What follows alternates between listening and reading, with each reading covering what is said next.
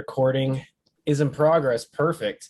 And that means we'll start in 5, 4, 3, 2, 1.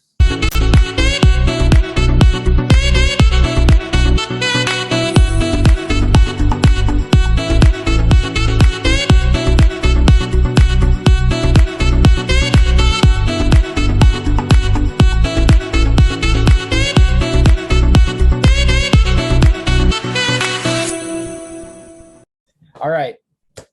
Welcome, everybody. Welcome to my vlog and welcome to my channel. I'm very proud and happy to have an amazing guest, somebody who I've been on a couple projects with at this point, and someone who I greatly admire. And we're going to talk a little more about what he does. But first, let's all say hello to Mr. Fabio Ide. Fabio, welcome to the program, sir.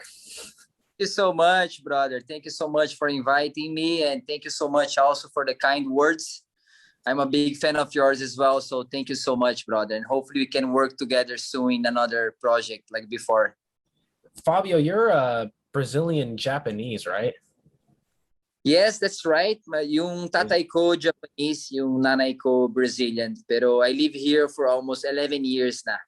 Yeah. Wow, that's quite a long time. Pusong Pinoy.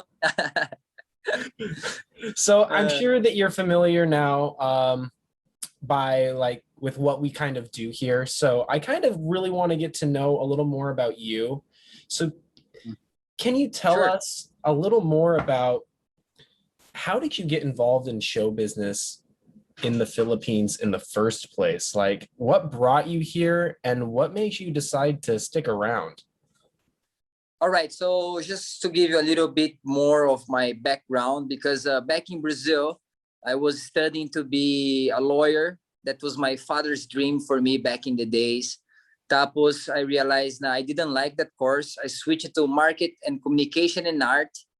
And I was like, wow, this is really what I want to do it. And exactly during that time, I was scouted by a modeling agency in Brazil who invited me to become a model. I was like, oh, yeah, sure. So I was kind of doing modeling and marketing at the same time. And then not long after, maybe siguro mga 3 to 4 months, I would say, I was 19 years old. I was invited to become an international model, and that was my first invitation to travel overseas as a model. And then I went to Hong Kong. That was my first place where I started my career. From Hong Kong, I was moving every 2 months, 3 months to a different country. I went to Singapore, Korea, Japan. I've lived in 13 countries to be exact as an actor, as a model. And then back in 2006, when I was modeling in Hong Kong during that time, my second visit in Hong Kong, I met this guy. Nakilala ko yung kaibigan ko ng Pinoy, Filipino siya, si Rocky Salumbinis. Tapos we took a picture together, and then he posted on Facebook, I think, during that time. Yeah. And his manager, who's my manager up to now, since I'm co-managed by Viv and Jonas Gafford. Pero Jonas was his manager back in the days. And they were just opening Mercator models. I'm sure you've heard about it, right? Yep. So I was like, yeah, sure. He's like, oh, let's go to the Philippines. I was like, Philippines? Like, but are you sure? Do they have a market there for modeling? He's like, yeah, bro, come here. They love mestizo, blah, blah, blah. I was like, sige, let's go. So I finally came here in 2006. When I came here as a model at first, I was modeling here for 4 months. And then I left the country. I went to Japan, I think, for 2 years, came back again in 2009. And then I went to, I think, Los Angeles, South Africa. Then I came back again in 2010. When I came back in 2010, that was when GMA, I did an audition for a show called Comedy Bar for GMA with Eugene Domingo and Alan Kay. And then I passed. I got a job. And then that was my first show back in the days. And that's how my whole showbiz career started. Then, of course, GMA was like, oh, you have to do Tagalog lessons. You have to do dancing lessons. Singing lessons, workshops, and I was like, oh my god, am I ready for this? But I was like, I was kind of tired already of traveling around and, you know, going every 2, 3 months to a different country as a model. So I said, you know what, I think I have to step up and then look for something better, something bigger. And that was when I really commit to become an actor and to, you know, I already knew I had to learn the language and do all the classes and workshops. And that's how my showbiz career started back in 2010. And it's been going on up to now. That's Yeah. amazing. That must have been a really interesting feeling for you transitioning from being a doctor, you said, and then Yeah. or wanting to become a doctor and then finding yourself in the world of modeling. Well, did that feel weird to you at first, or no? Bro, Was it pretty natural, or no, it's crazy. Like every time I stop to think about it, like where I was back in the days, like 10, 12 years ago, and where I am now. And, you know, when I look at myself now, living in the Philippines, in the other side of the world, like doing things that I've never imagined in my whole life that I would be able to do it, or, you know, it's funny. It's crazy. It's completely crazy if you come to think about it. But at the same time, when I look back, and I realized, you know, I left my family behind. I left my friends, my family, you know, everyone that I grew up to. I grew up with all the people that I was really looking up to. And I was like, for me to really make all these travels that I've done in my life worth, where I can just really look back and say, you know, I did the right thing. I just couldn't stop. You know, I just kept telling myself, you've reached this far. You have to see what's gonna happen, and you have to give your best to succeed. If you don't, it's fine, but at least you tried. You know, that's the feeling I wanted to feel from the moment I left Brazil. I just wanted to at first make my parents proud, but then I realized, oh, it's been 1 year, or it's been 3 years, or it's been 5 years. Oh my God, it's been 10 years since I left Brazil. So that pressure and the commitment and all those feelings that I had really helped me to like just keep on striving and keep on fighting for my dreams, and like just fighting for the things that I believe I was really going to. So it's crazy, but it's a nice journey because it haven't stopped yet. I just want to keep on going, and as long as I'm doing what I love, and it's fine. You know, my family supports me, and my friends support me. And it's great, bro. But that feeling, like yung sinabi mo kanina, like that feeling inside of like, oh my God, that's insane, right? When I look back and I say, wow, I'm here in the Philippines for over 11 years already. I never thought about it. that really reminds me of when I first came out, right? I told you about this when we were on that taping of Happy House. Yes, I started as a missionary, right? Back I in remember. 2012. And I I just like thinking back on those days when I had totally different life plans and Mhm. seeing with a similar story, similar situation, like growing up abroad in the US in my case, right? And then coming out here, it gives you sort of like an extra motivation because you don't want it to be wasted, right? You don't want things Exactly. to just be like, oh yeah, I came out here and tried to build something, but if you just sort of stop and give up, it's like, what was the point, right? But Everything that you've done. Yeah, exactly. I can see honestly like the natural transition though between from the modeling to the acting because as soon you kind of were looking for a place to settle, you know, you said in your story there, like you're kind of sick of going to all these different countries, and 13 countries is that's a large amount of countries to just be like Yeah. settling for a while, right? So I can see why you wanted to like separate yourself from that. And you've done really well so far. I mean, you've been here for Thank a you. long time. You've established yourself really well. You're well respected amongst your peers. I think that's really something that everybody can attest to. So Thank you. I appreciate that. yeah, man. Tell us a Mhm. little more about like what you've got going on now. All right. So basically, as you know, before I mentioned to you, aside of being an actor, throughout these 10, 11 years that I've been living here in the Philippines, I've invested a lot of the money that I've made throughout my modeling career and also here, being here also as an actor. So I became an entrepreneur. So what happened was I started joining business ventures like bars, clubs, restaurants, coffee shops, gyms, like everything that I believed and everything that I had a passion for it. Like I always decided to invest. So I invested in a lot of different stuff. Like, as you know, before, like the Palace, we have Zicatel in Siargao, we have Nomi in BGC, we have Nomi in Poblacion. I was able to put up my Brazilian restaurant, which was a dream for me back in the days, because I was able to bring a little bit of our culture and our cuisine here for the Filipinos to try. So I've done a lot of different kind of stuff. But when you ask me like now, what's going on? So unfortunately, because of the pandemic, a lot of the business we had, some we had to close for good. Some are still closed, but we're still paying rent or half rent just to keep the place alive, let's put it this way, until this pandemic is over, so we can get back to the life we used to have before.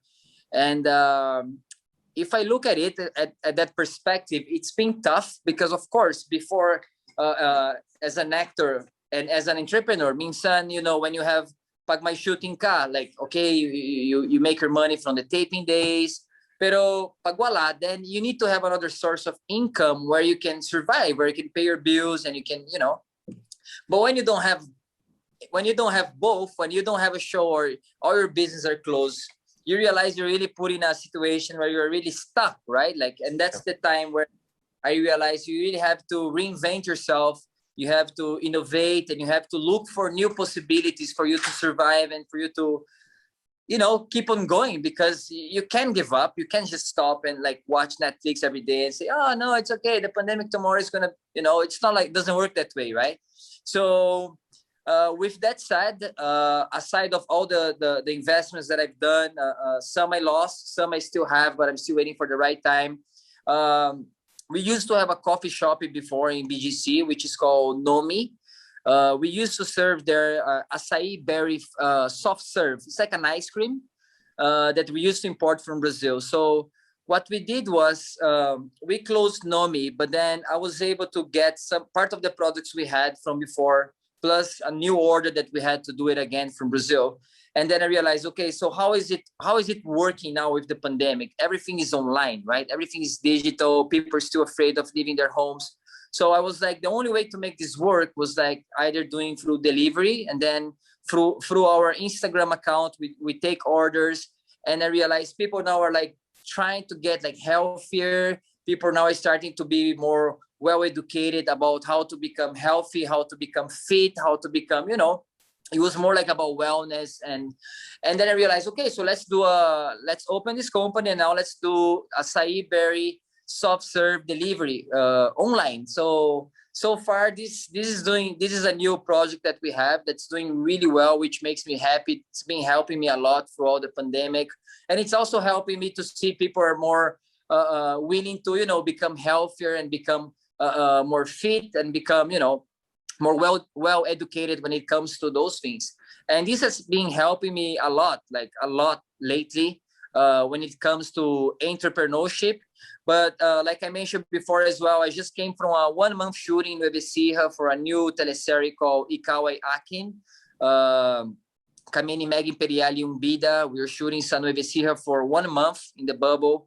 And then we finished. We came back to Manila. So now I'm doing a little bit of focusing on my acai company. And then the show just finished airing on TV sa Net25. And then now I'm just waiting for my next project. I think we're going to be shooting a movie very soon by end of July. It's called Begotten Son. It's going to be a very challenging movie, but I'm really looking forward to it. So I'm just happy. And, just like I said, today is June 1st. So new vibes, new energy, like just leaving all the mistakes behind and all the bad thoughts and negativity behind, starting fresh again. And like I said, just trying to keep myself busy and healthy and fit, and trying to just like, wag susuko, diba? Like never give up, and we can do this. We're going to rise again. Never give up. That's absolutely true. Well, that's very cool also about your show. It's really cool that you had that opportunity. I actually remember working with Meg in a show that Viva produced, The Legal Mistress. Oh yeah, she was part of that. Yes. Yeah, she was one of the lead characters in that, and I was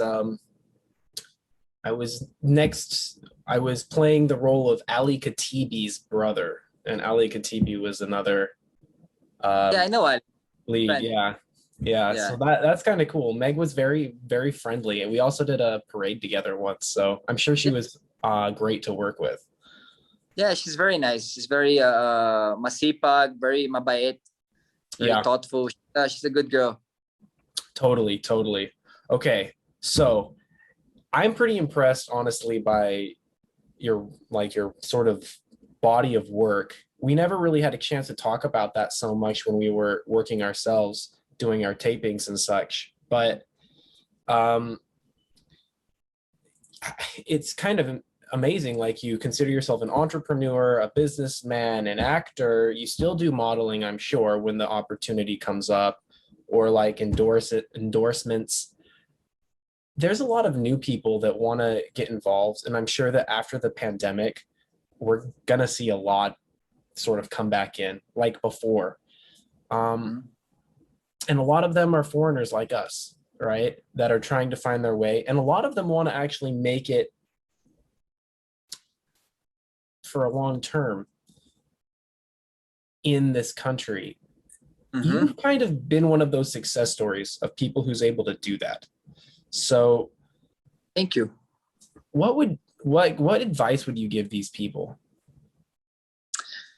Well, I would say the first advice I would definitely give, especially for people who's trying to enter the showbiz industry, like acting and host and stuff. Something that I learned in the hard way, but also I was able to realize that while I still had time, was really the language. You know, like the language is the number one thing I believe nowadays that directors and producers and agencies they're really looking for. Back in the days when I came, it wasn't really like that. I was lucky enough to have a long period of time where I didn't speak Tagalog, but I was using like maybe my look or something like that, where people like they liked that on me back in the days. But then it got to a point where it's like a test, you know. People are like always observing you, they're trying you, they're checking on you, they want to see improvements, you know, either it's in the language or in the acting or in the skills. As long as there is progress, there is opportunity. And I think for the people who are trying to enter this market now, I would say the number one thing would first to really make sure you're willing to learn the language and to do the workshops and to you're willing to learn and to improve and to make sure you're not just like, hey, yeah, you know, they said I'm good looking, blah blah blah. I'm gonna try to succeed the Filipino market.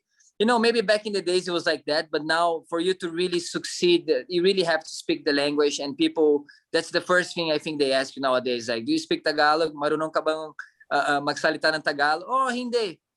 You know, do you still have time to learn? But as long as you're willing to, I think that's the number one. Number two, I would say I've seen a lot of people trying to work as freelancers here in the Philippines. Some of them were successful, some of them they were not. Some of them they were successful, but up to now they haven't been paid yet for like years. So I would say number two would be for you to really find a good agency, someone you can trust, someone you can really vouch for, someone who's willing to really represent you with all the good intentions, you know, like someone who's willing to protect you in a way, because your agency kind of become your family here, right? Like especially us, our families are so far, but like we stick to them because, you know, if there's any problem you have, they will take your back, they'll get your back, you know what I mean? So I would say that. And the number three, I would say, you know, as long as you can live without your family for a long time and you're willing to succeed, you know, just believe on yourself, never give up. Sometimes we might encounter, you know, moments where we believe this is it and, you know, we cannot do it, we can't make it, this is not for me, or, you know, I don't get any job, I don't get any audition. Sometimes everything happens in the right time, so you really have to be patient. You know, the things will happen in the right time. Don't give up that easily. And yeah, like, you know, for me those would be the three important things, you know, like don't give up, have a good manager, a good agency who's gonna look after you.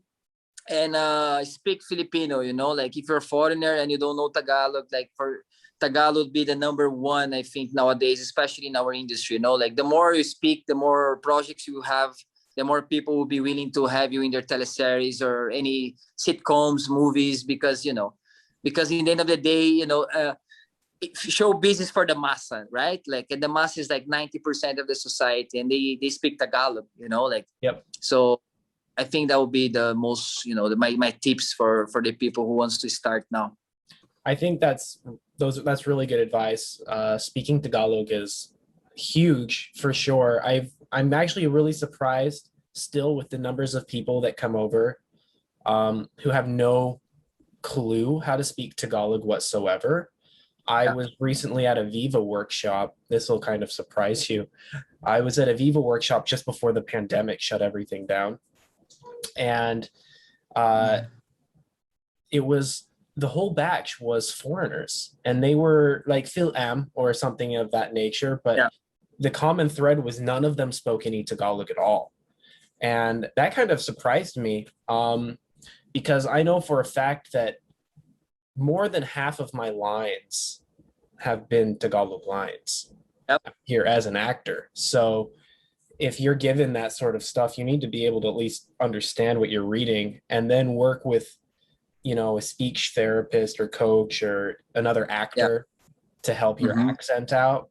I don't know. It's just, it's kind of crazy how many people come over and then they wonder why they're not getting any projects.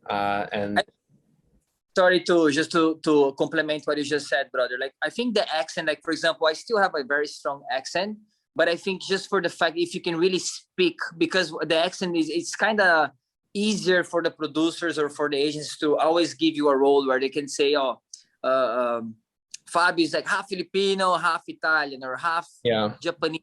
So you can justify why you have an accent, but you still get the project, right? You still able to, you know, to do the acting and to do your part in the show. And that's why also, to complement what I said, kanina, it's like we should always be willing to learn more and more. Sometimes we feel like, oh, this is it, I'm good now. No, we're never good. You know, it's like a doctor. The doctor's like 60, 70 years old. You ask them, why are they still studying? You know, because they have to get updated. They have to get innovative with the new technology, with the new terms, and I think it's the same for us. That's why it's very important for us to always keep going to workshops, always keep learning Tagalog, always keep on, you know, for us to keep on getting better and better, because there is no limitation, right? The better you are, the more opportunities will come your way. So yeah. What more can be said? I think you said it just right. Thank you so much for joining me, Fabio. I really appreciate it. Yeah, of course, anytime.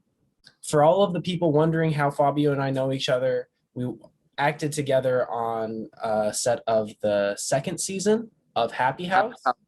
Yeah, with Candy Pangilinan. So that was a great time to get to know everybody.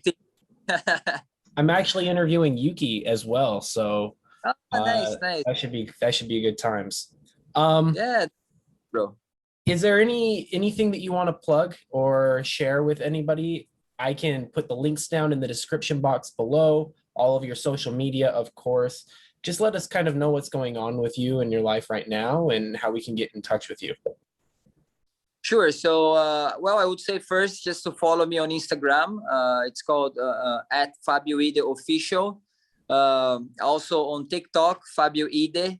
And then, since I mentioned a while ago regarding my acai company, so for those who are interested to eat acai berries, soft serve straight from Brazil, you guys can also place your orders through our Instagram account, which is Acai Vibe PH. So you guys can just place your orders through the Instagram, and that's it. And for those who are not able to watch on EBC or teleserie, Ikaw Ay Akin, you guys can still watch online all the replays and all the episodes. YouTube, check us Facebook. Just look for Net25, and then you guys can see the title there. And aside of that, that's it. And God bless everybody. Stay safe, and hopefully this will end soon.